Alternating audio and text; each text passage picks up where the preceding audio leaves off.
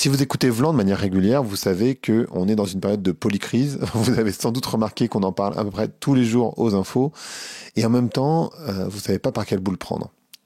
Et c'est vrai que on a tendance à voir tous ces problèmes, toutes ces crises, qu'elles soient financières, sociales, écologiques, de biodiversité, etc., etc. Et on se dit, waouh, mais c'est beaucoup trop grand tout ça. En fait, c'est ce qu'on appelle de la systémique. Et aujourd'hui, j'ai l'immense plaisir de recevoir sans doute le meilleur expert français de la question, qui est Arthur Keller. Et avec Arthur, on va parler pas de solution, parce qu'en fait, il n'y a pas vraiment de solution concrètement, mais plutôt de stratégie. En fait, les enjeux sont pas une somme de solutions. Il s'agit pas d'être positif ou négatif, mais vraiment d'être constructif. Et avec Arthur, on va faire évidemment un petit constat, mais on va surtout vraiment essayer de se concentrer sur qu'est-ce qu'il faudrait faire, qu'est-ce qu'on va pouvoir faire, est-ce que ça se joue au niveau mondial, est-ce que ça se joue au niveau national, régional, territorial, je sais pas. Vous allez avoir la réponse dans cet épisode qui est, je vous le promets, passionnant. Allez, Vlan, c'est parti.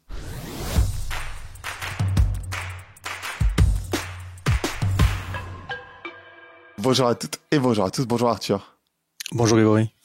Comment ça va aujourd'hui? Ça va. Et toi? Bah écoute, ça va pas mal. Ça va même très bien. On va parler ensemble de la situation de l'humain sur la planète. On va parler beaucoup des enjeux et on va parler de stratégie, de ce qu'on peut faire concrètement. Et on va parler de systémique en particulier. Et toi, tu as une métaphore qui permet de mieux comprendre la différence entre une approche systémique et une approche qu'on pourrait dire analytique, c'est-à-dire de découper tout en morceaux pour pouvoir tout expliquer. Est-ce que tu peux nous expliquer cette métaphore? Ouais, d'accord, je vois à quoi tu fais référence. Tu rentres dans le dur, là. Directement. C'est violent pour les auditeurs. Disons que globalement, je vais pas décrire ce que c'est que la systémique, mais cette métaphore ne capture pas tout ce qu'est la systémique. La systémique, ça consiste à essayer de voir comment fonctionnent des systèmes dynamiques, complexes, c'est-à-dire de nombreux éléments qui sont en interaction les uns avec les autres, etc. Et puis ça va étudier un certain nombre de choses qui sont bien spécifiques à la systémique, des boucles de rétroaction positives, négatives, avec des effets donc d'emballement, des effets régulateurs, avec des effets non linéaires, avec des effets d'accélération des fois de certaines choses, des exponentielles, il y a tout un tas de choses très intéressantes en systémique. Donc ma métaphore, elle est très personnelle d'une part, et puis elle est un peu réductrice. Elle s'attache effectivement à essayer de faire comprendre aux gens que lorsque l'on étudie les différentes dimensions d'un problème, soit on comprend ce qui les unit, ce qui fait en sorte que toutes les différentes dimensions que l'on peut voir à l'extérieur, en fait, elles sont liées à une dynamique plus générale du système, et donc on essaye de voir les choses de manière globale et en cohérence. Soit on traite les choses séparément, effectivement, problème par problème, composante par composante. C'est le fameux réductionnisme qu'on doit à Descartes, notamment, et qui est enseigné partout. Et à ce moment-là, selon moi, on fait une grave erreur. Voilà. Pour moi, le réductionnisme est une erreur terrible. Une erreur parce que ça s'applique à des enjeux techniques. Lorsque tu es face à un gros problème technique, tu peux effectivement le découper en des problèmes techniques plus simples et ensuite les résoudre les uns après les autres. Et ensuite, tu auras résolu, si tu sais ensuite remettre tout ça ensemble, tu auras résolu le gros problème à la fin. Ok, ça, d'accord. Pour des problèmes techniques. Quand tu résous un problème de maths tu fais une expérience de physique dans un environnement contrôlé en laboratoire, ça peut fonctionner. Maintenant, quand on parle du monde réel, et c'est de ça que je parle, moi, on n'est pas du tout dans ces cas-là, et on est sur des choses qui sont d'une part beaucoup plus complexes et d'autre part beaucoup moins contrôlables, et on n'est pas dans les cas parfaits. Donc, nous sommes aujourd'hui face à un grave problème de dérèglement au pluriel du système Terre. Je ne vais pas développer là trop, mais globalement de la zone dans laquelle on vit sur cette planète. Et effectivement, il y a tout un tas de problèmes, différentes dimensions là. Et comme je le dis souvent, le dérèglement climatique n'est pas un problème de fond, ce n'est qu'une des multiples conséquences de ce problème qui est le dépassement des limites planétaires. Voilà, donc on prélève trop en amont, on transforme trop au milieu et on émet trop de déchets et de pollution en sortie. Et voilà. Et dans les déchets et les pollutions, il y en a qui sont solides, liquides et gazeux. Et parmi les gaz, il y a des gaz à effet de serre. Voilà ce que je raconte. Et donc j'explique que le dérèglement climatique n'est pas un problème de fond, n'est que une des multiples composantes de ce problème. Et donc la métaphore, elle intervient quand je essaie de faire comprendre aux gens quelle est la différence entre traiter le problème de fond et traiter le symptôme. Voilà. Et il y a une différence effectivement fondamentale entre les deux. Et tant qu'on n'a pas fait de systémique, on peut pas vraiment le comprendre. Enfin si, intuitivement, on peut le saisir, quoi. Mais bon, cette métaphore, elle permet peut-être de faciliter la compréhension. Bon, et quand je dis que tu vas fort dès le départ, c'est que la métaphore en question, elle est pas super funky. C'est pas la plus funky, mais en même temps, elle est très claire. Elle a le mérite d'être claire, je pense, voilà. Mais effectivement, elle est pas super positive. Alors globalement, c'est quoi? Imaginez que vous ayez des maux de crâne. Imaginez que vous ayez aussi des problèmes dermatologiques. Imaginez que vous ayez des problèmes de transit intestinal. Voilà. Si vous avez ces trois problèmes et que vous les traitez comme si vous avez ces trois problèmes, oui, que vous les traitez comme trois problèmes de fond et que vous cherchez des solutions à ces trois problèmes, alors c'est facile. Pour les maux de crâne, il y a du paracétamol. Pour les problèmes de peau, il y a de la pommade. Et pour les problèmes de ventre, il y a de la tisane. Voilà. Et donc, on peut continuer à vivre totalement normalement, sans se remettre en question fondamentalement, juste avec ces petits aménagements quotidiens que sont le paracétamol, la pommade et la tisane. Mais si ces trois problèmes ne sont en réalité que trois symptômes du fait que vous avez un cancer généralisé, eh bien, on ne soigne pas le cancer généralisé en mettant de la pommade et en mangeant du paracétamol. Et donc, c'est ça l'important. L'important, c'est de comprendre que traiter pour de vrai la maladie, le problème fondamental, appelle un certain nombre de réponses, de stratégies, qui n'ont strictement rien à voir avec la somme des réponses aux différents symptômes. Et donc, lorsque l'on dit, pour terminer ressortir de la métaphore, lorsqu'on dit qu'il faut décarboner nos sociétés, oui, c'est vrai, c'est absolument indispensable pour traiter un des symptômes, le symptôme des règlements climatiques. Voilà. Et lorsque l'on dit qu'il faut traiter de telle ou telle manière d'autres symptômes, comme par exemple la destruction de certains écosystèmes, l'effondrement de la biodiversité, donc protéger des écosystèmes ou des espèces. Voilà. Oui, c'est absolument vrai. Il faut tout faire pour protéger les écosystèmes et les espèces. Oui, c'est absolument vrai aussi. Il faut tout faire pour limiter les pollutions. Oui, c'est absolument vrai aussi. Il faut tout faire pour limiter l'usage de l'eau, réguler les usages de l'eau, etc., etc. Il y a tout un tas, mais tout ça en fait sont les mêmes dimensions. Sont les différentes dimensions du même problème. Donc, quand on aura fait tout ça, nous aurons paracétamol plus pommade plus tisane, et le cancer sera toujours là. C'est-à-dire que même si on réussit à résoudre ce grand enjeu, à répondre à ce grand enjeu immense, on ne sait même pas si on va pouvoir. Hein, pour l'instant, on n'y est pas du tout. Hein, qui est l'enjeu de décarbonation de nos sociétés, qui est un enjeu vital. Mais même quand on aura réussi ça, le cancer sera toujours là. Donc c'est vital et dérisoire en réalité. Voilà. Donc il faut bien comprendre que, et je termine là-dessus, si tu traites les différents problèmes séparément, tu fais des erreurs fondamentales. Et aujourd'hui, par exemple, on fait une erreur fondamentale en imaginant que la réponse au problème de changement climatique, ça va être une transition énergétique basée sur de la technologie en plus. Voilà, donc je dis pas qu'il n'y a pas besoin absolument, je dis pas qu'il faut pas, hein, mais je veux dire, imaginer que ça va être une solution, ça c'est se tromper. Ça va être un palliatif, enfin je sais pas si c'est le mot, mais ça va être une façon de limiter un symptôme. Ouais, c'est un pansement sur une jambe de bois un peu. Non, mais c'est même pas ça. Oui, enfin c'est vrai, mais disons que non, ça peut éventuellement. Imaginons qu'on y arrive. Imaginons que voilà, par l'innovation technique, par le fait de produire l'énergie de façon différente, de stocker l'énergie, également d'avoir des moyens de mobilité qui sont différents, etc. En faisant tout ça, on peut significativement réduire le symptôme des règlements climatiques. Mais le truc, c'est que on fait ça en intensifiant des flux extractifs. Il faut beaucoup de métaux, beaucoup de minerais, etc. On intensifie considérablement. Et l'intensification de ces flux extractifs entraîne une intensification aussi des impacts sur les écosystèmes, sur la biodiversité, sur la pollution, sur l'eau, sur des populations locales aussi, etc. Et donc, est-ce qu'on peut dire qu'à partir du moment où on travaille sur les renouvelables, par exemple, on est du côté de la solution, ça veut rien dire en fait. Du point de vue du climat ou de l'énergie, peut-être, effectivement, pourquoi pas. Faut voir, ça dépend des conditions, mais peut-être. Et puis du point de vue de la biodiversité, non, on est du côté du problème. Du point de vue de la pollution, on est du côté du problème. Du point de vue de la problématique de l'accès à l'eau, on est du côté du problème. Du point de vue de plein d'autres choses, on est du côté du problème. Donc ça dépend. Alors moi, je dis pas que c'est mal, je dis pas que c'est pas bien. On peut faire des arbitrages, on peut décider. Ben moi, je suis OK pour faire cet arbitrage-là. Je considère que ce symptôme-là, climat, est plus important que les autres, donc tant pis si on aggrave les autres au passage. OK, pourquoi pas?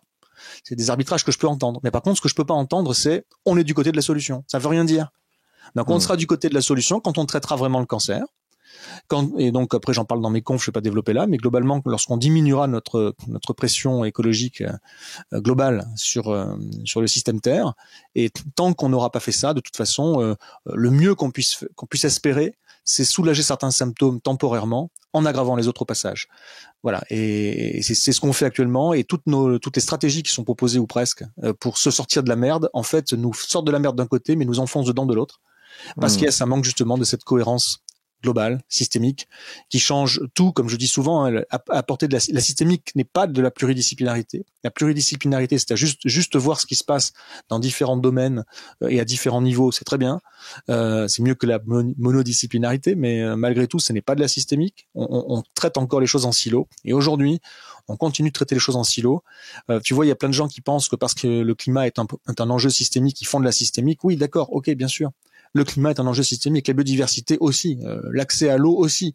En fait, quasiment tous ces sujets sont systémiques. Mais toutes les systémiques ne se valent pas quelque part. Ça reste des silos.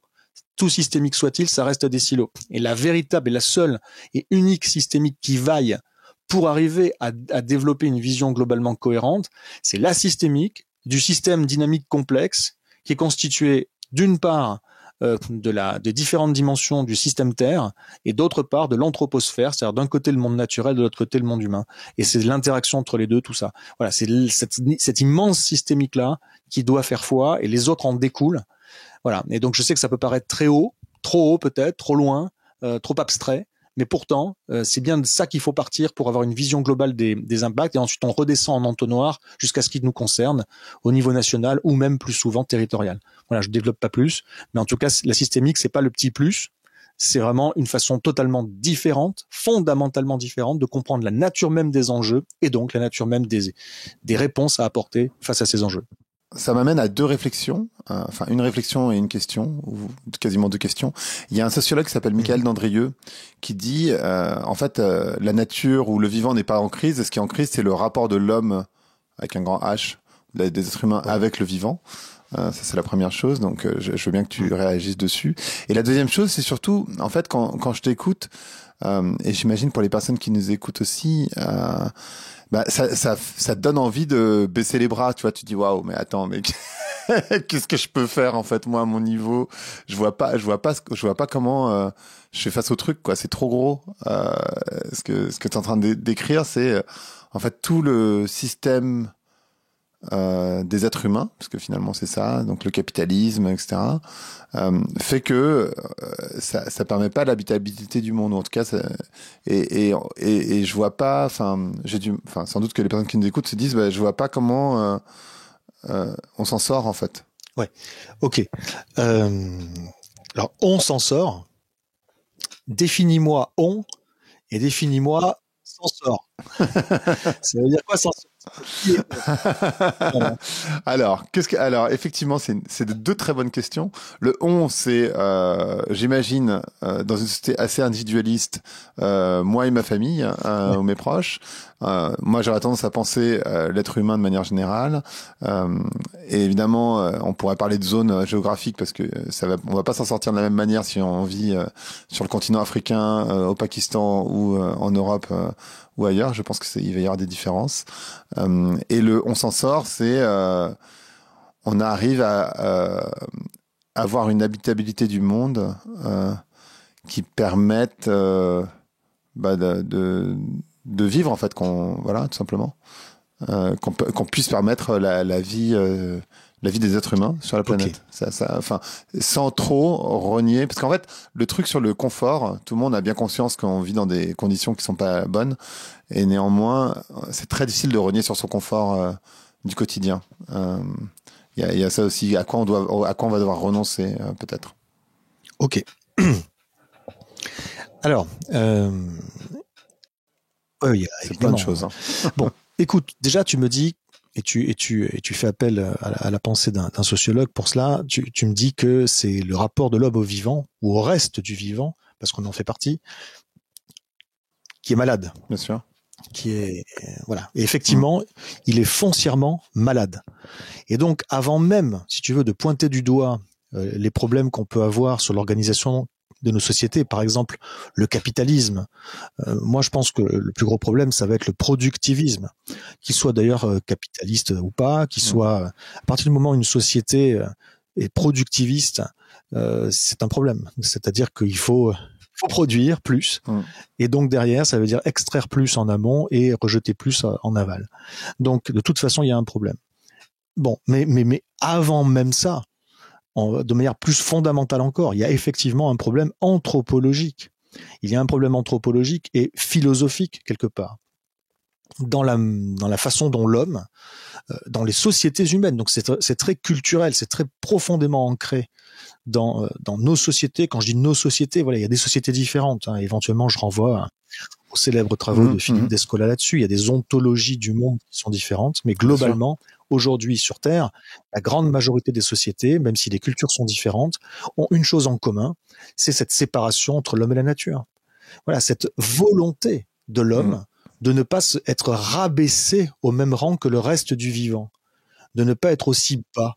Cette volonté de l'homme d'être dans une posture utilitariste où le reste est là pour nous servir quelque part. Et donc, n'importe qui, à la rigueur, n'importe quel trou du cul quelque part, à partir du moment où c'est un homme, eh ben, il a une supériorité de fait sur tout le reste. Il peut massacrer tout ce qu'il veut, détruire tout ce qu'il veut. Si lui, par exemple, il peut faire $1 de bénéfice, alors c'est justifié. C'est justifié. S'il y a un intérêt quelque part, perçu quelque part par un homme, alors, bon, ben, l'exploitation du vivant, quelque part, ça s'entend. Alors évidemment, dans certaines limites. Bon, bref, donc toute cette posture est abjecte en réalité. Voilà, toute cette posture, et alors sans forcément trop développer, parce qu'on pourrait, la partie philosophique qui est derrière tout ça, et les valeurs qui sont derrière tout ça, et les idéologies qui sont derrière tout ça. Effectivement, on a un rapport au vivant qui est problématique parce que on s'en fout, on le méprise et on l'exploite. Et nécessairement, quand on méprise quelque chose et quand on considère que c'est normal de l'exploiter, on finit toujours par le surexploiter. Et voilà, et aujourd'hui, on est dans cette situation-là où l'espèce humaine, évidemment, quand je dis l'espèce humaine, c'est pas tout le monde, voilà, mais la somme des activités humaines, avec des culpabilités là-dedans qui sont pas du tout uniformément réparties, bien sûr, mais en tout cas, la somme des activités humaines surexploite ce qui maintenant est, enfin le vivant, mais maintenant à l'échelle de la biosphère tout entière, donc de la planète tout entière. Voilà où on en est arrivé. Voilà, donc oui, fondamentalement, il faudrait revoir ça. Et ensuite, je comprends ce que tu dis. Ce que je viens de dire là, par exemple, on se dit ouais, mais bon, ok, alors c'est foutu. C'est foutu parce que c'est pas moi qui ai décidé que l'humanité dans son ensemble va changer de posture vis-à-vis du reste du vivant. À partir de là, voilà, j'ai pas de trace. Même si on redescend un petit peu dans la granularité des enjeux sur la question capitaliste ou la question productiviste, c'est pas moi qui vais changer le système. Et puis qu'est-ce que je peux face à ces grands dérèglements, et puis patati patata. Bon, et je peux comprendre que ça a un côté, oui, effectivement, un côté je baisse les bras. Tu voulais réagir parce que je t'entends dire des choses. Non, je t'écoute, je réagis, mais je réagis, je t'écoute, mais non. Écoute, voilà, juste pour répondre à cette question parce qu'elle est importante. Une grosse partie de mon travail, justement, consiste à mobiliser j'apporte un certain nombre de constats, je les caractérise à ma façon à moi en utilisant la systémique, donc, et effectivement, il y a un côté prends-toi ça dans les dents, parce que voilà, les gens qui sont dans l'auditoire, pour la plupart, même souvent les gens qui croient qu'ils s'y connaissent beaucoup sur ces sujets, c'est quand même difficile d'entendre le constat que j'élabore lorsque je donne une conférence. Donc la première partie de mes interventions, oui, c'est un électrochoc. Et ça te chamboule psychologiquement. Et il y a si je m'arrêtais là, ce serait extrêmement contre-productif. Si j'arrêtais mes conférences après ma première partie, le constat, Des fois, on me demande de venir. D'ailleurs, on me dit, nous, on veut juste que vous posiez un constat. J'ai dit, mais c'est hors de question. Je réponds systématiquement, non, je ne fais pas ça. C'est contre-productif. Psychologiquement, c'est ingérable ensuite. Donc, il faut nécessairement ensuite une seconde partie sur laquelle j'ai beaucoup travaillé. Cette seconde partie consiste à la fois équiper les gens d'un certain nombre de warnings. On commence par des warnings. C'est-à-dire que les gens, après le constat, ils se précipitent sur certaines solutions. Et il faut démonter, il faut arriver à faire comprendre aux gens les limites qui existent à certaines solutions, présentées comme telles du moins, qui circulent souvent. Donc, certains technosolutionnismes, comme on dit. Donc, c'est la technologie qui va permettre certaines solutions d'ordre politique des fois, certaines postures, le développement durable. Il faut comprendre un petit peu ce qui est derrière tout cela. Qu'est-ce qu'on a à attendre de la somme des changements qui sont envisagés, qui sont des fois promis, des fois faits pour de vrai, par les gouvernements, les États, les entreprises, tout ce qui est RSE, responsabilité sociétale des entreprises, développement durable, etc. Les COP, qu'est-ce qu'il y a à attendre de tout cela? Moi, je vais vous le dire, mais là, je le balance d'une manière abrupte. Il faut aller voir certaines de mes conférences où j'ai le temps de développer ça pour comprendre pourquoi je dis ça. Je le balance pas. C'est pas juste un point de vue subjectif. C'est quelque chose que j'étoffe et que j'étaye. Ce qu'il y a à attendre de la somme de tout ce dont on dispose aujourd'hui comme stratégie et comme outil de changement, c'est moins mal. Voilà. La somme de tout ça permettra de faire moins mal, permettra de ralentir la vitesse à laquelle ça s'aggrave. Donc, il suffit de regarder que depuis le début des COP, par exemple, sur la partie climatique, depuis le début des COP, les émissions de gaz à effet de serre n'ont jamais continué d'augmenter. C'est-à-dire que, à quelques exceptions près, dont 2020 à cause de la Covid, mais c'était pas quelque chose de voulu, c'était quelque chose de subi, les émissions ont été supérieures à celles de l'année précédente. Ça veut dire quoi? Ça veut dire que la concentration atmosphérique en gaz à effet de serre, or c'est ça, c'est de ça que dépend la problématique climatique, non seulement elle augmente, mais elle augmente de plus en plus vite. Donc il y a un objectif que certaines personnes ont en tête, mais qui n'ont pas encore vraiment creusé suffisamment ces questions, qui est de faire baisser les émissions. Mais non, mais faire baisser les émissions, c'est pas un objectif. Faire baisser les émissions, ça suffit pas. Ça veut dire que la concentration en gaz à effet de serre continue d'augmenter. Elle continue juste moins vite. C'est ça, la baisse des émissions, ça s'aggrave moins vite, le problème. Donc là, en l'occurrence, on n'arrive même pas à faire ça. Non seulement elle continue à monter, mais elle continue à monter toujours plus vite, malgré les COP. Donc on peut dire que les COP, s'il n'y avait pas eu ça, parce qu'il y a quand même pas mal de choses qui sont sorties de ces grands processus internationaux, s'il n'y avait pas eu ça, ça se serait certainement aggravé encore plus vite. Voilà. Donc, c'est sûr, c'est même absolument certain. Il y a un potentiel de freinage là-dedans. Bon ben voilà, on l'exploite, et si on va encore toujours plus vite, on pourra freiner peut-être davantage. On pourrait envisager, dans le meilleur des cas, d'arriver à baisser les émissions. Voilà ce qu'on pourrait envisager. Mais baisser les émissions, une fois de plus, la concentration continue à augmenter et ça ne fait que c'est juste que le problème s'aggrave moins vite. Voilà. C'est le maximum qu'on ait à attendre de la somme des options aujourd'hui qui sont déployées, qui sont proposées, qui sont suggérées. Et effectivement, quand tu prends conscience de tout ça, déjà, ça t'enfonce encore un peu plus le clou. Donc non, c'est la suite du constat quelque part. Le constat, c'est pas juste la problématique. C'est non seulement la problématique, mais le fait que les outils qu'on nous présente comme des solutions n'en sont pas et n'en seront pas. Alors là, si tu veux, effectivement, quand tu arrives à ce point de mes interventions, tu te dis, c'est foutu. Et la suite justement consiste à démontrer un certain nombre de choses. Un, qu'il y a des grands changements qu'on peut mettre en place uniquement au niveau local. L'enjeu consistera ensuite à faire en sorte que du local, ça se généralise et ça fasse des petits ailleurs. Et voilà. Mais il y a les grands changements dont on a besoin, parce qu'on a besoin de grands changements fondamentaux. Ce sont des choses qu'on n'a jamais véritablement faites, sauf à des niveaux très locaux.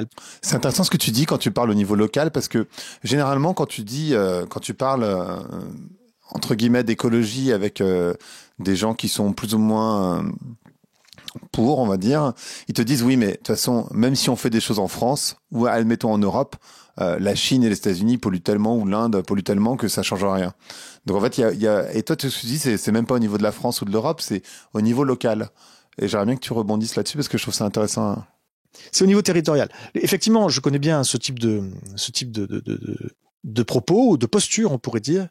Ah, c'est d'abord aux autres d'agir.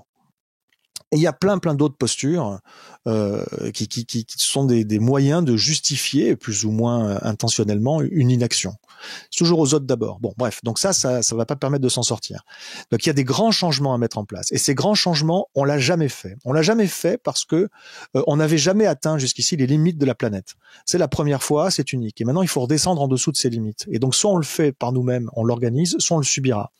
Il faut comprendre que ces grands changements sont tellement profonds. C'est-à-dire, ce qu'il faut, c'est pas juste rajouter quelques technologies, c'est véritablement un changement de modèle.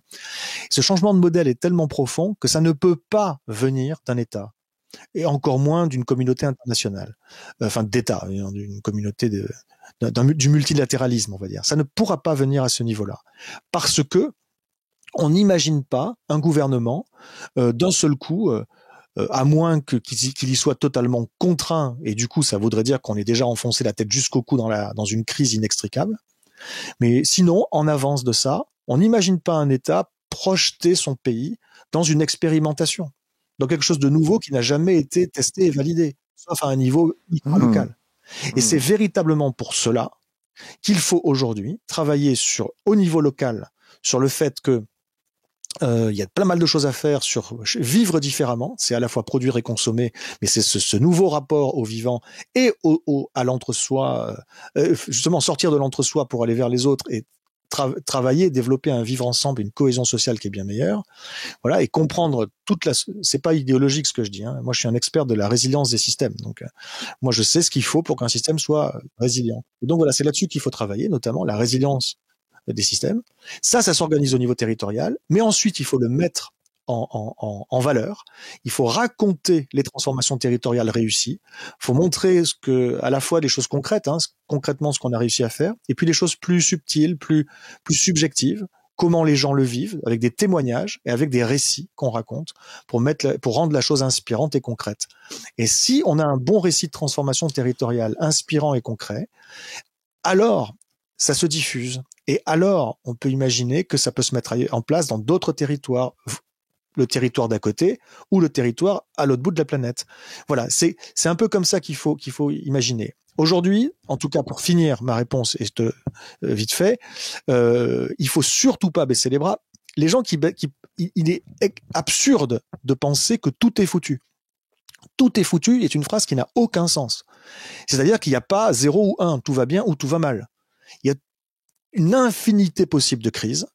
Alors la mauvaise nouvelle, c'est que l'on va vers des crises graves, quoi qu'il arrive, parce que on n'a pas et on fait toujours pas ce qu'il faudrait pour que ça n'arrive pas. On pourrait, mais c'est trop tard pour éviter de graves crises. Pour autant, il y a graves crises et graves crises. Elles sont pas toutes pareilles. Il y a des graves crises dont on peut se relever. Il y a des graves crises qu'on peut gérer de façon humaine et digne. Il y a des graves crises dont on se relève pas. Et c'est le chaos total et la tragédie. Donc il y a différents types de graves crises. Et donc aujourd'hui, tout sur le pont. Il y a juste plus de questions à se poser. C'est presque libérateur, j'ai envie de dire, de voir à quel point on est mal. Là, il faut y aller maintenant. Donc moi, ce qui ressort des conférences que je donne, c'est évidemment un mix d'émotions avec des choses qui sont très anxiogènes et qui touchent aussi profondément, viscéralement, mais aussi équiper les gens donc de principes d'action, de clés, d'un certain nombre de clés méthodologiques, notamment sur comment tu mets en place le changement, et puis quelques exemples pour inspirer. Voilà. Le résultat de la somme de tout ça, c'est que la grande majorité des gens qui sortent justement de ces confs, ils sont pas dans une posture de je baisse les bras, mais au contraire, je me retrousse les manches. Voilà. Alors en fait, la question que j'ai derrière, c'est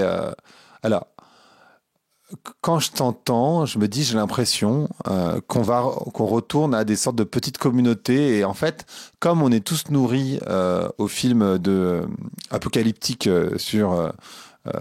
au cinéma ou sur Netflix ou je ne sais où, ce que j'ai en tête quand je t'entends, c'est pas exactement du survivalisme individuel, mais plutôt une sorte de survivalisme de groupe, c'est-à-dire je crée une communauté, je mets des gros murs et je m'enferme dans ce truc. Mais est-ce que c'est ça, c'est à ça que tu fais référence? Est-ce que ça marche? Non, ça marche. Et du coup, c'est ça, on est bien d'accord. Et du coup, à quoi ça ressemble? Parce que je me dis, d'un côté, je peux faire des trucs au niveau territorial, mais si d'un autre côté, il y a de plus en plus de catastrophes climatiques ou si, j'en sais rien, il y a plus d'eau potable, etc., bah, j'aurais beau m'organiser au niveau local, ça changera pas grand-chose. Tu vois, le fait que, par exemple, l'eau de pluie, elle est complètement polluée partout dans le monde, bah, moi, je peux pas faire changer quoi que ce soit, même si je le fais au niveau local. Non, non, alors surtout pas. Hein, ce n'est pas ce que je prône. Et je te remercie de me permettre de clarifier s'il y a... Donc, pas le survivalisme. Hein. Non, je parle du niveau territorial et je peux concevoir que ça aussi c'est un petit peu flou parce que ça dépend en fait des endroits. Il y a un concept, par exemple, il y a un concept de biorégion. J'invite les gens qui nous écouteront à aller jeter un coup d'œil, qui peut être intéressant. Mais globalement, c'est quoi un découpage territorial? C'est une échelle d'action assez large, hein, où justement c'est pas une communauté ou des communautés, c'est surtout pas des replis de communautés contre les autres ou qui voudraient se couper du reste du monde. Tout ça, c'est un monde en dynamique et d'interaction, un monde en changement, mais un co-changement. Et il faut bien faire passer un message. Personne nulle part, même ceux qui se croient hyper warriors, très préparés, qui s'entraînent, qui font du Krav Maga, machin, je ne sais pas quoi, personne ne sera résilient si le reste du territoire au sens large dans lequel ils s'inscrivent ne l'est pas non plus. Voilà, personne. Si quelqu'un arrive à développer ce qu'on pourrait appeler une résilience, voire pour certains une autonomie, sur la bouffe, sur l'énergie, sur l'eau, sur ceci, sur cela, des gens qui ont plein de compétences, qui savent réparer, entretenir, soigner, machin. Ok, super, bravo, super. Mais cette résilience-là, elle est temporaire. Vous ne serez résilient que jusqu'à ce que les autres arrivent. Voilà, point barre. Et les autres arrivent toujours. Donc ça marche pas. Il faut raisonner donc à une échelle où on est de quelques, je dirais une échelle de quelques dizaines de milliers de personnes. C'est la taille critique à peu près. Au-delà, c'est trop grand parce qu'on recommence à dépendre, pour l'essentiel, de chaînes d'approvisionnement qui nous amènent des choses de très loin pour nos besoins locaux. Et ces chaînes d'approvisionnement, elles nécessitent du pétrole bon marché. Et justement, on est en train de sortir de l'ère du pétrole bon marché. Ça tombe mal. Donc, il faut pas que ce soit trop grand, sinon c'est une usine à gaz et on peut pas. Mais par contre, il faut pas que ce soit trop petit non plus, sinon on n'a pas la taille critique pour justement gérer les crises ensemble. Donc, tout ça doit se gérer à une échelle territoriale. Et donc, il faut vraiment éviter les replis. Aujourd'hui, malheureusement, nous sommes dans un monde qui a, je dirais, 3 grandes familles d'imaginaires, selon moi. Je parle d'imaginaire de l'avenir. Alors j'ai fait un travail sur une typologie des imaginaires de l'avenir. Je développais 4 grandes familles d'imaginaires de l'avenir. Mais là, ce que je veux dire est un petit peu différent. Je dirais que les gens spontanément, ils ont soit ils sont dans une logique vers l'infini et au-delà. C'est-à-dire tout est possible, l'humain va s'en sortir, il s'en est toujours sorti, la technologie ceci cela, etc. Donc une version, ça c'est là quelque part encore l'imaginaire dominant, en tout cas chez les élites au niveau mondial. Et la grande majorité des sociétés humaines sont organisées selon ce principe. Notamment toutes les entreprises. Voilà, faut faire plus, toujours plus. Ok, ça crée des problèmes en cascade derrière, c'est pas grave, on trouvera les solutions. Bon. Maintenant, ce système-là, il arrive justement à sa fin. Il arrive vraiment, on est aux limites de sa capacité de fonctionnement. Et donc, il y a des gens qui commencent de manière plus ou moins claire. C'est souvent un peu flou dans la tête des gens. Mais il y a des gens qui commencent à comprendre que ça va pas pouvoir continuer encore très longtemps. Et donc là, il y a 2 grandes familles d'imaginaires. Et malheureusement, la première famille est la plus développée. Ce sont les replis. Alors ça peut être des replis identitaires, ça peut être des replis communautaires, ça peut être des replis de classe. Hein, ça peut être les riches qui pensent qu'ils vont pouvoir s'acheter, ou les ultra riches s'acheter quelque part soit se mettre dans des résidences privées fortifiées, soit s'acheter des îles quelque part et puis bon bref je sais pas quoi, ou des cités flottantes. Ça c'est des délires des riches, ça marchera pas. Il y a d'autres replis, et le repli survivaliste, c'en est un. Mais il y a aussi le repli sympa, bon enfant, de ceux qui vont se faire ils vont acheter un micro hameau et ils vont le refaire des micro-fermes en permaculture. Et c'est super ça. Hein. Mais une fois de plus, c'est pas à la bonne échelle. S'il n'y a pas une dynamique territoriale, ça marchera pas. S'il n'y a pas une capacité à travailler avec les autres gens, les habitants et les acteurs du territoire, ça ne marchera pas.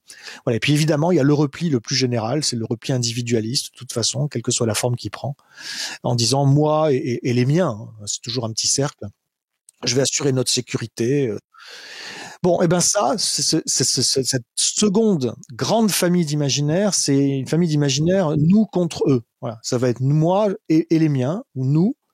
Et puis par contre, on va se fortifier, se préparer à l'affrontement contre eux. Et ça ça marche pas. Deux, ça promet un monde atroce pour tout le monde, y compris pour ces gens-là. En premier pour ces gens-là. Voilà. Et donc la troisième famille d'imaginaire, heureusement, elle existe. Hein, elle part pas de zéro. C'est sans les imaginaires, nous avec eux. C'est comment on peut effectivement travailler ensemble. Et le spécialiste des systèmes résilients que je suis devenu le sait. C'est pas une question d'idéologie ou de préférence personnelle. Dans les contextes de crise prolongée, où il manque des ressources, et on va vers ça, ceux qui s'en sortent à long terme, c'est ceux qui s'entraident. Point barre. C'est pas un choix personnel, c'est juste un fait. Et donc, il faut travailler ensemble, et pas juste dans sa communauté, mais avec les autres communautés et avec les autres territoires. Voilà. C'est intéressant parce que ça, en fait, tu le sais comme moi, en France, les élections locales, elles ont très peu de succès. Les gens ne vont pas voter beaucoup aux élections locales. Déjà qu'ils vont pas beaucoup voter aux élections présidentielles, mais aux élections locales, ils y vont encore moins. En fait, on a une compréhension, peut-être parce que on a un désir de chef ou de quelqu'un qui va résoudre tous les problèmes. On va plus aux élections présidentielles. On voit bien que ça marche pas très bien, mais et au local, finalement, on n'y va pas. Toi, ce que tu dis, c'est que ça va beaucoup se jouer au niveau local. Donc, en fait, il faut qu'on prenne une attention très particulière à élire des gens au niveau local qui représenteraient ce que tu décris. D'ailleurs, j'aimerais bien que tu décrives aussi ce à quoi ça ressemble, du coup. Je sais que tu parles aussi de grande simplification, et j'aimerais bien qu'on en parle aussi. J'aimerais bien savoir, en fait, à quoi ça ressemblerait, ce que tu décris, au niveau territorial, pour qu'on s'en sorte, je sais pas si c'est pas la bonne expression, mais pour vivre de manière plus sereine avec le reste du vivant. Alors la grande simplification, c'est pas un terme qui est de moi. C'est un terme, je sais pas d'où il sort. Je sais qu'il est utilisé actuellement par un Américain là qui est plutôt très calé sur ces questions, qui s'appelle Nate Hagens. Mais passons. Ce que je dis effectivement, et je suis pas le seul, c'est qu'il va de fait y avoir une simplification des sociétés, mais attention, au sens de la systémique, d'accord ? C'est-à-dire du point de vue systémique, il va y avoir une relocalisation forcée de pas mal de choses. Forcé, hein, si on l'organise pas. On peut encore organiser certaines choses, mais le temps presse. Donc il va y avoir effectivement une société où il y aura moins tout un empilement de choses extrêmement complexes, de dispositifs complexes, avec des gens qui sont hyper spécialisés, ce qui nécessite également un système d'éducation lui-même complexe. Voilà, la complexité au sens de la systémique, et dans un système complexe, si tu veux, nécessite beaucoup d'énergie pour se maintenir. Voilà. Et si on a moins d'énergie, or nous allons vers une descente énergétique et matérielle, mais ça aussi c'est pareil. Hein.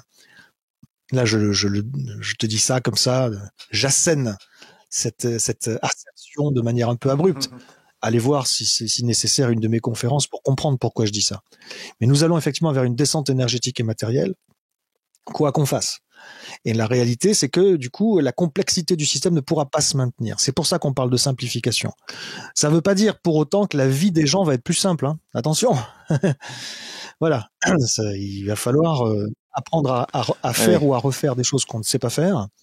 Et dans un contexte qui va changer rapidement, avec des choses auxquelles on est habitué, même des fois pour répondre à nos besoins les plus essentiels, qu'on n'aura plus, dont on ne disposera plus. Alors, soit on arrive à le faire par nous-mêmes, soit il va falloir vivre sans, apprendre à vivre sans. Dans tous les cas, il y a des sevrages énormes qui arrivent, et donc il y a des choix à faire. Soit ce sont des renoncements consentis que l'on met en place, et quand je dis renoncement, c'est pas forcément négatif, c'est des renoncements quantitatifs. Il y a des choses, il faut juste baisser les flux d'énergie et de matière, mais ça ne veut pas dire que qualitativement, on peut pas se reconfigurer pour y gagner au passage.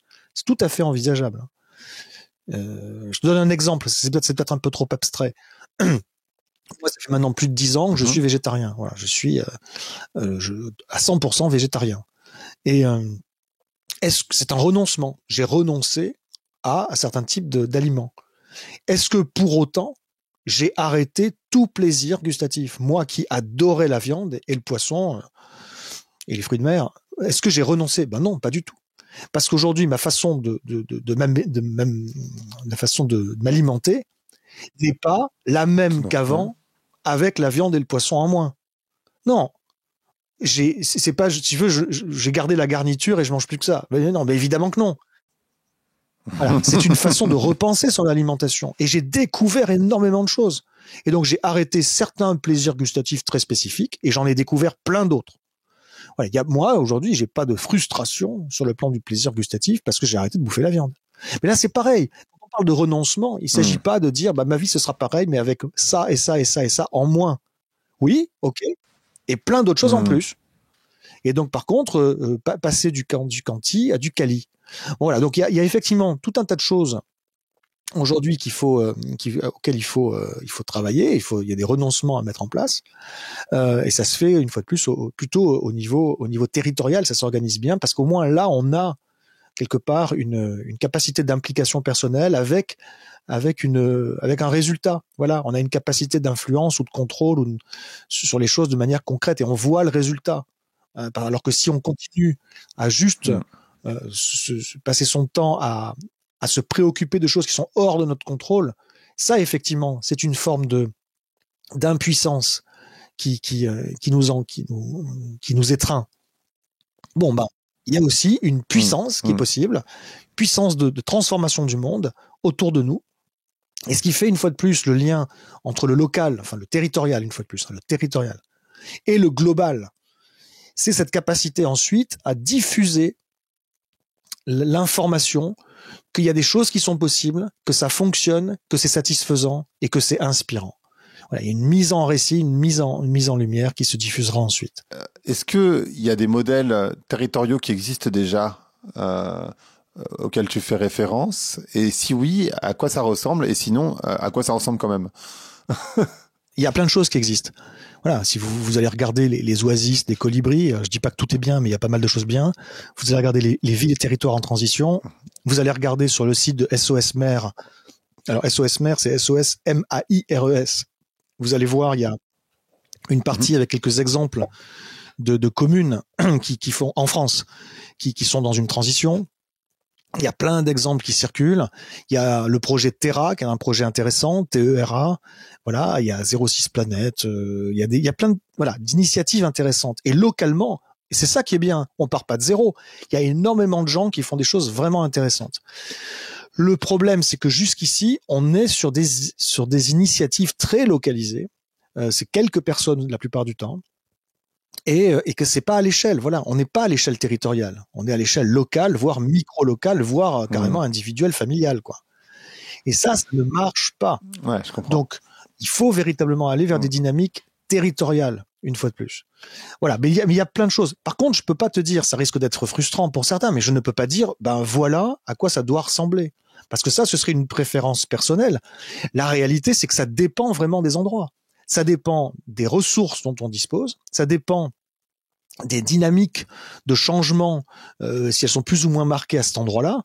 Par exemple, le dérèglement climatique, il atteint pas pareil en fonction de, notamment le stress hydrique, la fonte des glaces, en fonction de la végétation, c'est pas pareil en fonction des zones. Ça dépend des gens, bien évidemment. Qui est là? C'est qui les gens? C'est quoi l'idéologie dominante dans ce coin-là? Donc ça va être différent à chaque endroit. Et la perception commune, on va dire, de vers quoi il faudrait tendre est également différente à chaque endroit. Bon. Par contre, ce que moi je peux dire, c'est qu'il y a quand même des grands principes qu'il faut appliquer. En fait, il y a des choses à développer au niveau territorial. Parmi ces choses, il y a notamment tout ce qui concerne la résilience. Bon, alors la résilience alimentaire. Pourquoi c'est important? C'est important parce qu'aujourd'hui, pour bouffer, en France, pays riche, pays agricole, patati patata, pour bouffer, on a besoin de plein de choses que l'on ne maîtrise pas, qui sont hors de notre contrôle. On a besoin de semences. Les semences, à quelques exceptions près, on les achète à des multinationales qui sont pas françaises et qui les produisent ailleurs. On a besoin d'intrants agricoles qui demandent énormément de gaz et ou de pétrole bon marché pour être fabriqués.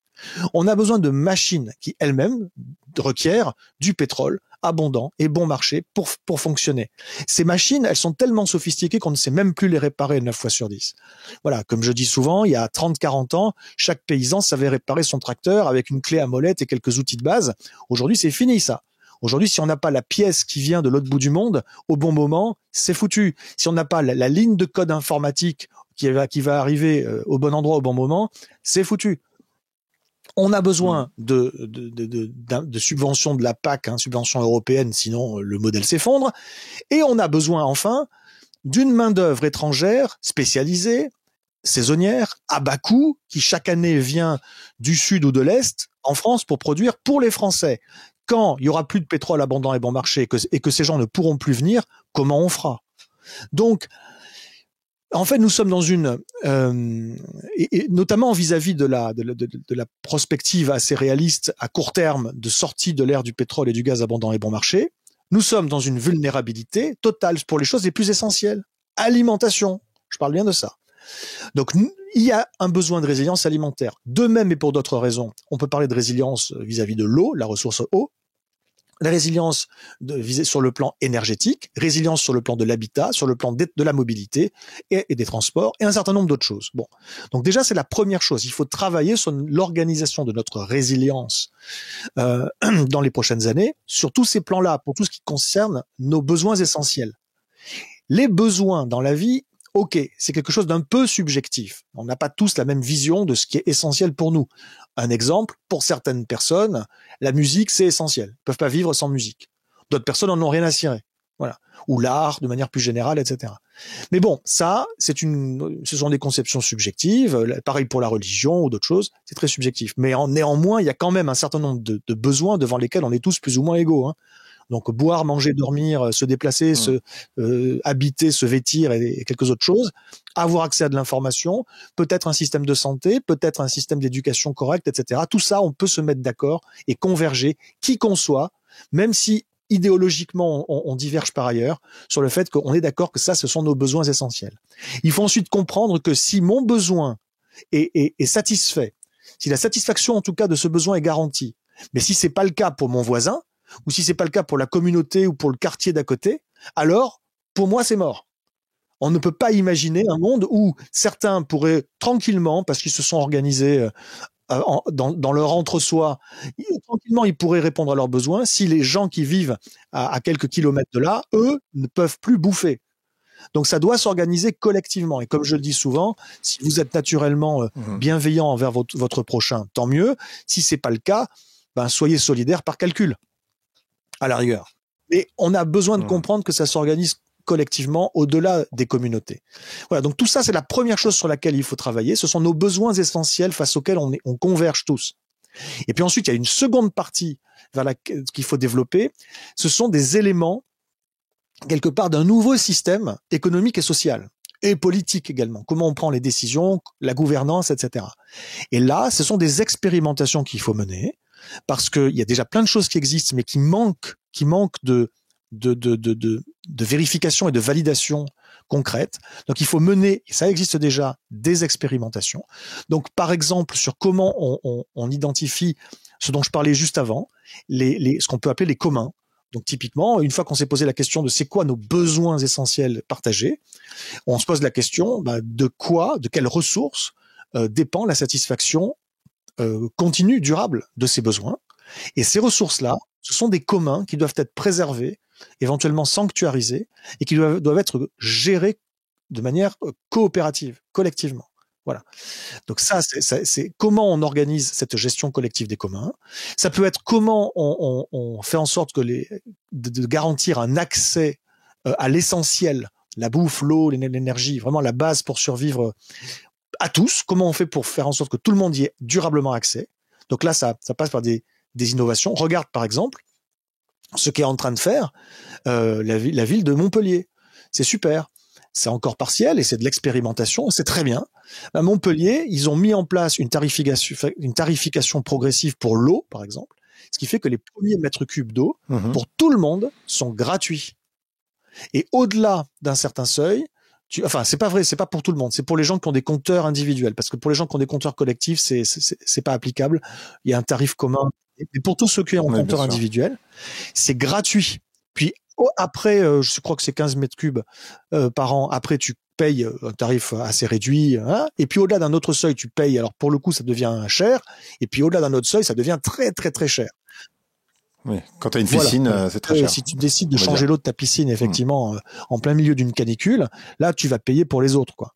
Et globalement, ça peut s'équilibrer de sorte que ça ne coûte rien à la collectivité, mais ça fait que tout le monde a la base assurée. Et donc, quelque part, ça libère un petit peu sur l'avenir. Imagine qu'on fasse ça, pas juste pour l'eau, mais pour l'eau, pour l'électricité, pour le pétrole peut-être même. Enfin, la base, il faut se sevrer un peu du pétrole, mais ça va pas se faire du jour au lendemain. Pour l'accès à l'information, voilà, pour la bouffe. Imagine que tu fasses tout ça. Ben, quelque part, tu libères les gens d'une sorte de pression constante de mon Dieu, comment je vais bouffer le mois prochain. Et tu retrouves des marges de manœuvre, tu retrouves des marges de prise de risque aussi et de créativité, et les solutions, voilà, vont exploser. Mais là, aujourd'hui, les gens peuvent pas innover, peuvent pas être dans des solutions. La plupart d'entre eux, ils savent pas comment ils vont bouffer demain. Donc, c'est pas possible. Donc, tu retrouves des marges de manœuvre si tu fais ça. Ce que fait Montpellier également, là, j'ai appris ça il y a pas longtemps, c'est ils vont tester un système de sécurité sociale alimentaire. Voilà, faut se renseigner là-dessus si vous connaissez pas. C'est une proposition qui a été élaborée en premier notamment par Ingénieurs sans frontières, mais c'est vraiment intéressant. Concrètement, aujourd'hui, il y a une sécurité sociale médicale qui fait que il y a un certain nombre de gestes médicaux, d'actes médicaux et un certain nombre de produits pharmaceutiques qui sont pris en charge, entièrement ou partiellement, avec la carte vitale. Bon, ben, imaginez que ce soit pareil demain pour la bouffe et que chaque personne ait une certaine quantité de ressources de base qu'il puisse acheter et qui soient gratuites ou en tout cas remboursées, tout ou partie, etc.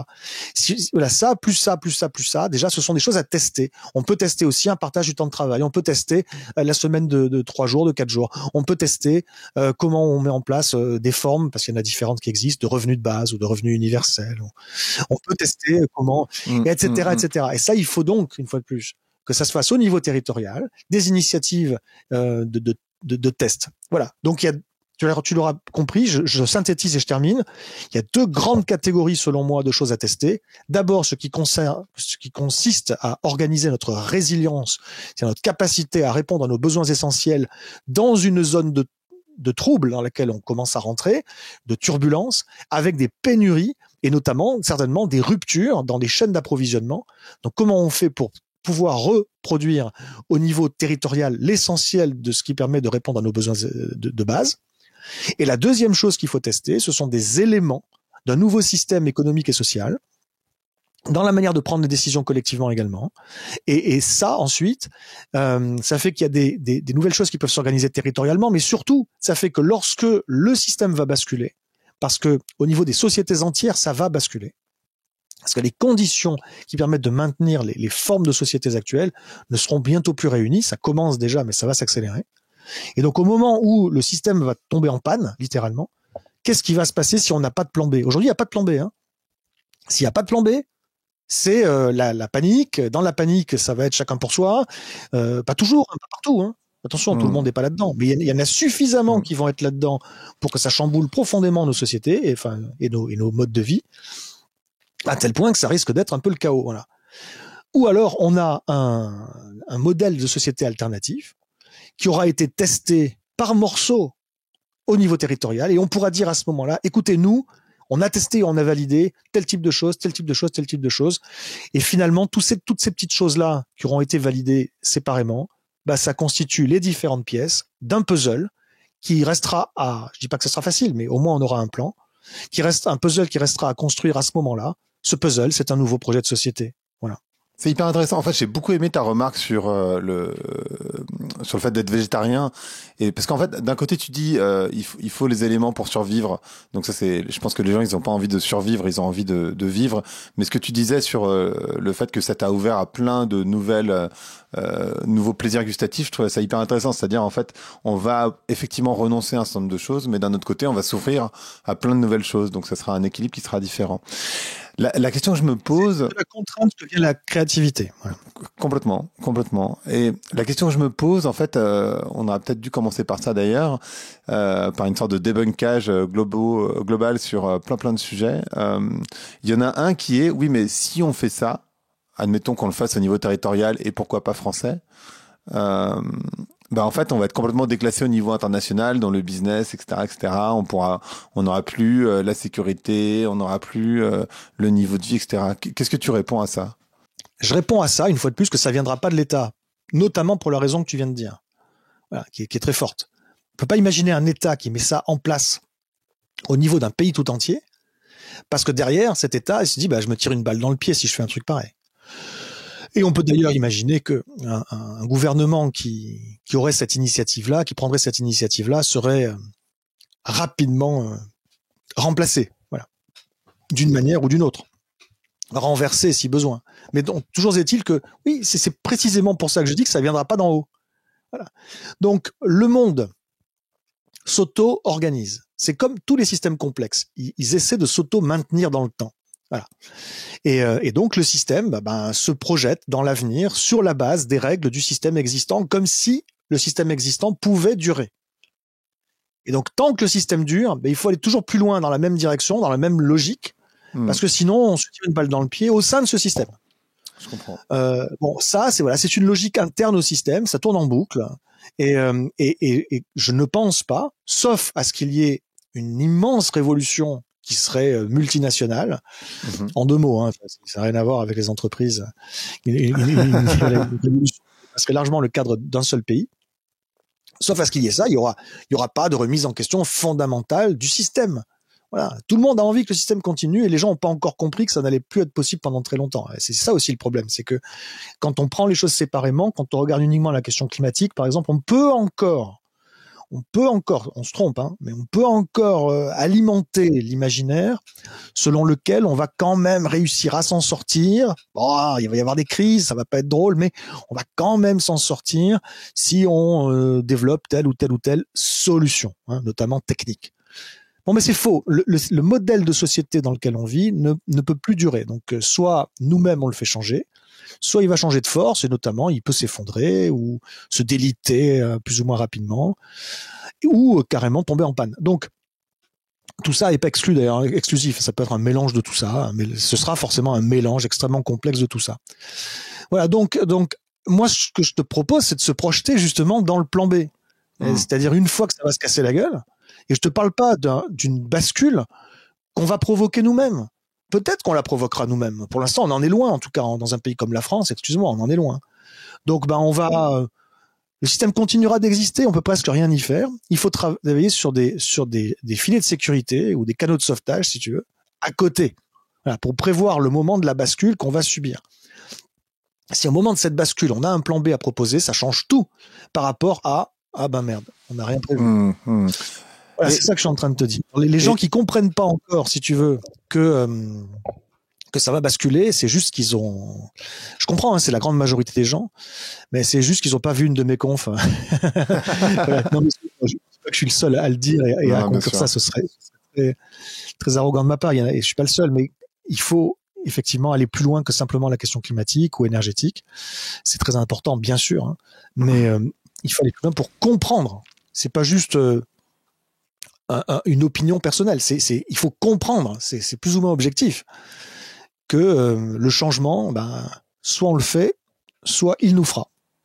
Et quand tu parles de bascule, c'est un mot poli pour pas parler d'effondrement. Est-ce que je crois que tu es pas très fan du mot d'effondrement. Tu l'as utilisé un tout petit peu, mais j'aimerais bien comprendre ta posture par rapport à... Parce qu'on parle beaucoup, effectivement, pareil, lié aux imaginaires qui sont dans les films dystopiques, etc. On parle beaucoup d'effondrement dans tous les sens. C'est quoi ta posture par rapport à ça? Mais effectivement, de toute façon, déjà, ma posture, c'est que quels que soient les mots qu'on utilise, il faut les définir. Parce qu'effondrement, ça veut dire quoi? Globalement, effectivement, on va vers des lendemains qui déchantent, c'est-à-dire qu'on va se prendre dans les dents une sorte de tsunami. Et il n'y a pas de solution au sens où on ferait disparaître le danger. Non, on va se prendre une grosse méga vague dans les dents. Moi, ce que je dis, c'est que il est encore temps d'apprendre à surfer. Donc, soit on tourne le dos à la vague, on veut pas la voir, on fait rien, et à ce moment-là, on est foutu. Soit on prépare des moyens de résister, mais surtout de s'adapter à cette vague. Et là, c'est encore possible. Donc, ce qui arrive vers nous, c'est quoi? Ce qui arrive, c'est ce que moi, je ne parle pas à la base d'effondrement, effectivement. Je parle de descente énergétique et matérielle. Ça, c'est pour les sociétés humaines. C'est une dynamique qui est en parallèle pour les sociétés humaines, pour l'anthroposphère. C'est une dynamique qui se mène en parallèle d'autres dynamiques de délitement qui sont sur le système Terre, et notamment les différentes dimensions du système Terre vont pas super bien. Hein. L'hydrosphère, toutes les eaux hyper polluées, salinisation, des phénomènes d'acidification, tout un tas de phénomènes, de désoxygénation également des océans. Sur la partie atmosphère, pareil, les grands cycles dont on dépend, cycle de l'oxygène, cycle du carbone, cycle de l'eau, sont totalement déréglés. Ensuite, on a sur le domaine de la biosphère, c'est-à-dire l'ensemble du vivant terrestre, et aussi à certains endroits, mais de plus en plus sur la pédosphère, l'ensemble des sols, on a là très clairement des phénomènes d'effondrement qui sont observés. On peut le dire, le mot dans ce cas-là. Oui, la vie sur Terre est en train de s'effondrer. Hein. Ça, voilà. Donc même s'il y a énormément de variabilité en fonction de telle ou telle espèce et en fonction de où on se trouve. Si là on est dans une phase où il y a une baisse de la biodiversité, parce qu'il y a tout un tas d'espèces qui sont des espèces spécifiques, des espèces qui sont spécialisées pour certains types d'écosystèmes, qui sont en train de disparaître parce que les écosystèmes eux-mêmes disparaissent, et qui sont des fois remplacés par des espèces généralistes qui sont capables de plus d'adaptation. Donc ça veut, à certains endroits, il n'y a pas moins d'oiseaux par exemple qu'avant. Mais par contre, il y a beaucoup moins de diversité dans les oiseaux. Et cette chute de la diversité entraîne une chute de la diversité de la flore. Parce qu'il y a c'est ce que je dis voilà, pour les insectes aussi, et il y a des insectes qui sont spécifiques à certains types de fleurs. Donc il y a des coexistences. Certains types de fleurs ne peuvent pas se polliniser sans certains types d'insectes. Et les insectes eux-mêmes ne peuvent pas vivre s'il n'y a pas les fleurs.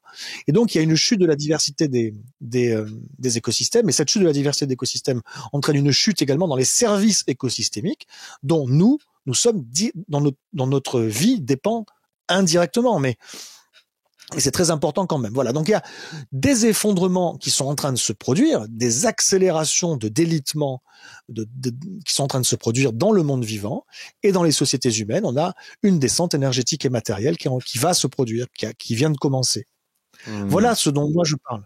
Et vis-à-vis de ça, il y a deux grandes options.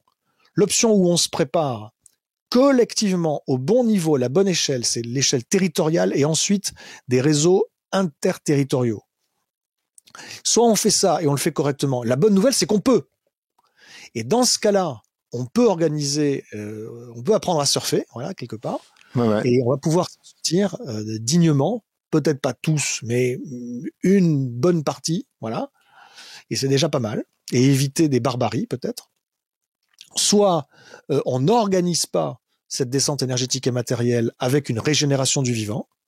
Et dans ce cas-là, malheureusement, oui, on va avoir des trajectoires que l'on peut appeler, il faudrait définir le terme plus précisément, mais qu'on peut appeler effondrement. Oui.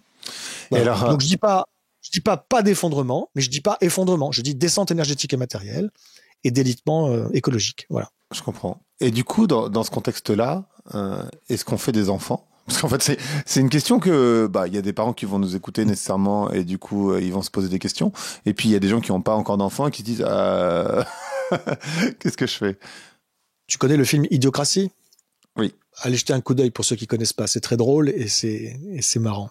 Mais globalement, le film Idiocratie, c'est un film où les gens qui se posaient trop de questions sur l'état du monde ont arrêté de faire des enfants. C'est tous les couillons qui se posaient aucune question qui ont continué à en faire, et X générations plus tard, il y a plus que des cons sur Terre. Voilà. C'est ça en fait le film. Et c'est très drôle. Mais donc si vous vous posez la question, dois-je faire des enfants ? La réponse est oui. Si vous vous posez pas la question, la réponse est non. C'est con parce que vous vous posez pas la question. On a besoin que les gens qui sont éduqués, qui comprennent un peu. On a besoin que les gens en fait qui se posent vraiment des questions sur le monde, ça les importe, et qui se posent peut-être la question de leur responsabilité. Ça déjà c'est pas mal en termes de valeur tout ça. On a besoin que ces gens-là fassent des enfants qui vont construire un monde meilleur. Ok, je comprends. Voilà. Je comprends. Mais globalement, c'est vrai, on est à certains endroits du moins un peu trop nombreux. C'est pas qu'une question de. Il y a des gens, tu sais, sur cette question de la population, il y a des gens qui disent oui, mais on est trop nombreux sur Terre, ça veut rien dire. Ça veut rien dire. C'est trop nombreux de quoi? D'humains. Oui, peut-être, oui, mais enfin, ça dépend de la place qu'on veut laisser au reste du vivant aussi. Donc déjà, la notion de trop ou pas assez nombreux sur Terre n'a pas grand sens. Qu'on le veuille ou pas, on a choisi de ne plus le conscientiser, enfin de le déconscientiser. Mais pour autant, c'est vrai, on est dans un écosystème avec d'autres espèces vivantes qu'il serait temps d'apprendre à respecter et peut-être même à être dans l'entraide et dans la solidarité avec ces espèces-là. Mais bon, passons. Il y a des gens, en tout cas, qui pensent qu'on est trop nombreux sur Terre, et il y a des gens qui disent non, c'est pas une question de nombre de personnes, c'est une question de niveau de vie. Voilà, le problème, c'est le niveau de vie. Donc, on prend un exemple.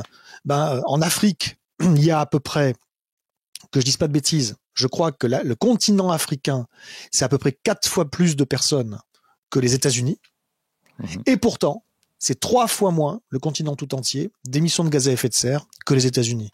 Donc on voit bien que c'est pas lié au nombre, c'est lié au style de vie, au niveau de vie, aussi également à la nature du mix énergétique dans le pays en question, ou dans la zone géographique. Et si je défends les idées des personnes à qui tu réponds ça, ils vont te dire oui, mais ces personnes-là, elles veulent notre mode de vie.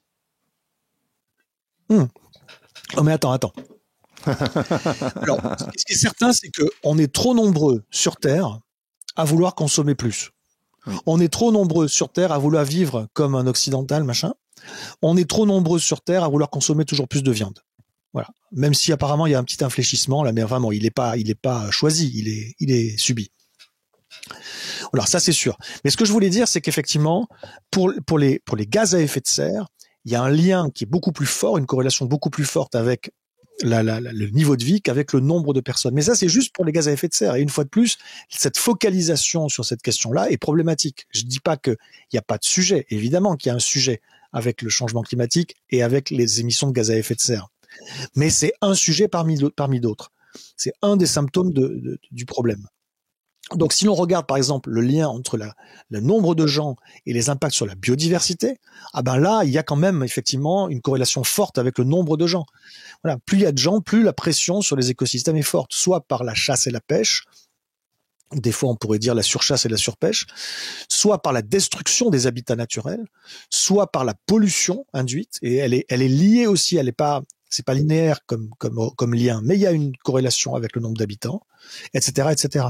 Donc oui, tu vois, il y a quand même à certains endroits trop de monde, et quand bien même d'ailleurs ce serait pas le cas aujourd'hui parce qu'on est encore dans une continuité du modèle, rapidement on va se rendre compte qu'il y a trop de monde. Il y a trop de monde dans toutes les grandes villes. Une grande ville, c'est quelque chose qui ne peut fonctionner que s'il y a des flux d'approvisionnement massifs en entrée et permanents, énergie, matière, ressources diverses, et des flux en sortie également pour sortir de la ville les déchets et les pollutions. Et sinon ça devient insalubre. Donc toutes les grandes villes sont en surpopulation en réalité, et si on l'a pas encore compris, dans les prochaines années ou décennies, on va le comprendre. C'est marrant parce que justement, il y a un sociologue des villes qui me disait que on va connaître ce qu'il appelait la revanche des villes moyennes. Parce que effectivement, les grandes métropoles ne correspondent plus, vont plus correspondre à la réalité de nos capacités de vivre, en fait, tout simplement. Il faut se méfier, si tu veux, des projections rationnelles. Le monde, hélas, n'est pas systématiquement rationnel. C'est-à-dire que oui, si le monde était rationnel, nous serions déjà en train d'organiser un exode urbain massif, et nous serions déjà en train de repeupler les villes petites et moyennes, les villes intermédiaires, qui, pour la plupart, mériteraient bien d'être redynamisées, notamment les vieux centres-villes, etc. Ça ne veut pas forcément dire se mettre à reconstruire massivement pour artificialiser encore plus.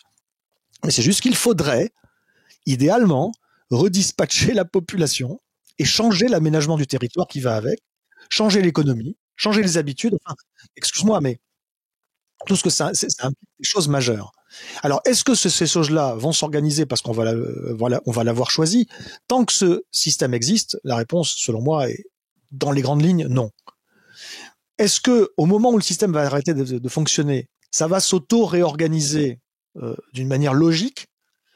Écoute, espérons-le, hein. pour que effectivement la façon dont les gens vivent et où ils sont correspondent plus à nos capacités, à nos véritables besoins et ressources. Je comprends. On peut espérer, mais moi je pense que ce sera le chaos si on l'a pas organisé avant. Donc c'est aussi pour ça qu'il faut pas attendre que les grands changements arrivent pour se bouger le cul. Tous les gens qui ont compris doivent aujourd'hui participer à la création de systèmes résilients au niveau des territoires, non seulement pour eux, mais pour aussi accueillir au moment voulu, accueillir un afflux de gens affolés qui sauront plus où se mettre. Hyper intéressant. Merci beaucoup Arthur. Ce podcast s'appelle Vlan, donc je voudrais savoir à quoi tu veux ouvrir et où, il y a bien un et où, claquer la porte. Ouvrir ou claquer la porte, parce que on n'ouvre pas et on claque pas la porte. Tu peux décider d'ouvrir la porte à quelque chose et de claquer la porte à une autre chose, tu vois, par exemple. Écoute, il faut ouvrir la porte. J'en ai déjà un peu parlé, donc tout à l'heure quand j'évoquais, t'as toi-même réagi là-dessus, mon végétarisme. Ouais. Il faut ouvrir la porte à l'idée même de renoncement. Aujourd'hui, on est face à des enjeux qui nécessitent un immense changement dans la manière dont nos sociétés fonctionnent. Ce ne sont pas des aménagements, des ajustements à la marge qui feraient qu'on continuerait de vivre à peu près pareil. Bon, allez, il faudrait faire quelque chose par là, il y aura des moments difficiles et des crises et puis c'est bon. Non, c'est pas ça. Nos sociétés vont de toute manière changer. C'est juste que soit on le consent, on le comprend, on le conçoit, on l'organise, soit ce sera subi et dans le chaos. Voilà. Donc, face à ça, il est temps, effectivement, de nous-mêmes de renoncer. Si c'est pas nous-mêmes qui renonçons, ce seront des pans entiers de nos vies qui vont nous être supprimés sans qu'on les choisisse et on n'y sera pas préparé. Donc voilà. Donc l'idée du renoncement est quelque chose qu'il faut intégrer aujourd'hui. Et il faut comprendre ce que j'ai dit tout à l'heure là sur le végétarisme. C'est un exemple parmi 1000 autres en fait. Que renoncer, ça veut pas forcément dire vivre moins bien. D'accord ? C'est juste changer, évoluer. En tout cas, ce qui est certain, c'est que cette idée qu'on pourrait miraculeusement, collectivement, s'en sortir par le haut, sans rien remettre en question de l'existant, est absurde. Comme si le changement dont on a besoin pourrait être une espèce de couche qui se rajouterait par-dessus le système existant. Mais non, c'est pas possible. Donc imaginez qu'on va pouvoir s'en sortir collectivement, sans remettre en question tout un tas de types d'activités, d'entreprises, de types d'entreprises qui doivent fermer. Point barre. Il y a des entreprises qui doivent arrêter. Voilà. Et de toute façon, voilà, en ce moment même, il y a des entreprises qui commencent à souffrir et qui ferment la porte parce qu'elles n'ont pas le choix. Clairement. Voilà. Mais le truc, c'est que soit on organise et on choisit, parce qu'on a une conversation mature, une conversation démocratique, collective sur qu'est-ce qu'il faut garder, qu'est-ce qu'il faut améliorer, qu'est-ce qu'il faut ralentir et qu'est-ce qu'il faut arrêter, sachant qu'au global, il faut organiser une descente énergétique et matérielle, réduire les flux d'énergie et de matière, et il faut organiser une régénération écologique. Ça, c'est absolument indispensable, tout en travaillant sur la résilience. Ça, c'est absolument indispensable. Et donc, il y a des choses qui doivent décroître beaucoup, mais il y a aussi des choses qui doivent croître. Donc, soit on fait ces choix, là, aujourd'hui, et on a encore un petit peu de marge de manœuvre pour conserver ce qui fait que la vie mérite d'être vécue, soit on continue à penser que c'est vers l'infini et au-delà et on remet pas en question l'existant.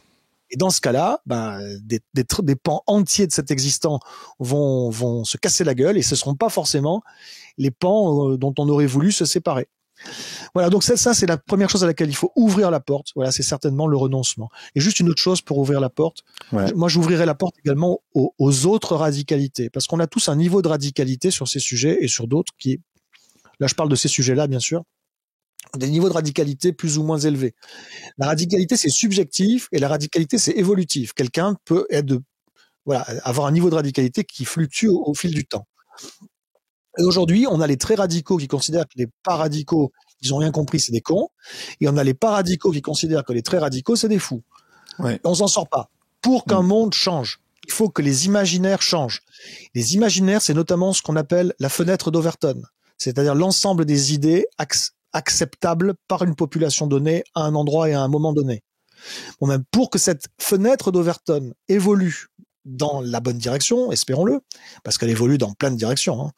Mais en l'occurrence, dans les bonnes directions, celles que j'ai évoquées avant, eh ben, précisément, il faut un gradient de radicalité. Il faut des gens des gens moyens et des gens très radicaux. Et c'est parce qu'il y aura des très radicaux qui sont, pour la plupart des gens, inaudibles, que les gens un peu moins radicaux qu'eux, mais qui vont dans la même direction, deviennent audibles par contraste. Donc il faut comprendre, quand on a des radicalités différentes, que ce gradient de radicalité est nécessaire au changement. Et peut-être comprendre qu'on est alliés et pas ennemis, et peut-être même se coordonner. Voilà. Et pour fermer la porte, je termine là-dessus. Vas-y. Fermer la porte, il y a plein de choses auxquelles il faut fermer la porte. Je pense qu'il faut fermer la porte à tous ceux qui cherchent à avoir raison plutôt qu'à connaître la vérité. Il y a des postures, si tu veux, qui sont irréconciliables avec ce qu'il faut entreprendre pour s'en sortir dignement tous ensemble. Et les gens qui cherchent à gagner, les gens qui cherchent à dominer, soit ils évoluent, soit c'est des ennemis. Donc on peut essayer de les faire évoluer, hein. Mais sinon c'est des ennemis, c'est des gens malsains, tu sais. Et bon.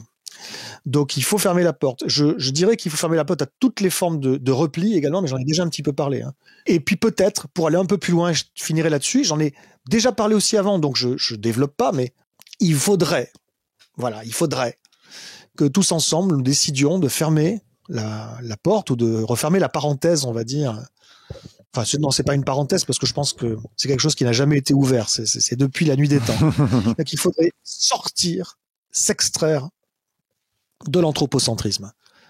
Voilà. Franchement, oui, bien sûr, les femmes, les hommes, c'est très important. Je dis pas le contraire, mais considérer que c'est la seule question qui vaille et derrière rester fermé à, enfin, ne pas éprouver de respect pour le reste du vivant, c'est une des raisons sans doute principales pour laquelle aujourd'hui on est dans une telle merde.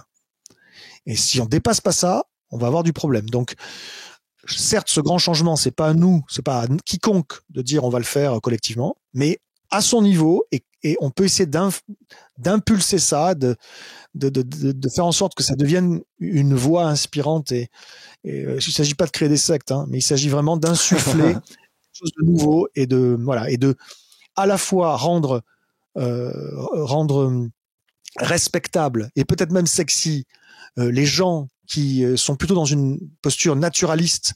Quand je dis naturaliste, attention, pour le coup, c'est pas au sens de Descola, c'est au sens de les naturalistes, les gens qui s'intéressent aux écosystèmes, qui s'intéressent à la nature, qui s'intéressent aux autres espèces, et qui vraiment ont un respect pour ça et qui cherchent à comprendre. Vaut mieux avoir ça plutôt que effectivement les logiques habituelles de je prends, je me sers et j'utilise le reste de ce qui vit si j'y trouve un intérêt. Voilà. Il faut rendre ça ringard maintenant et peut-être même pire que ringard, peut-être même faire en sorte que tout le monde comprenne que cette posture est dangereuse pour tous. Ça nous met en danger collectivement. Parfait. Merci beaucoup Arthur. C'était passionnant. Merci à toi Grégory.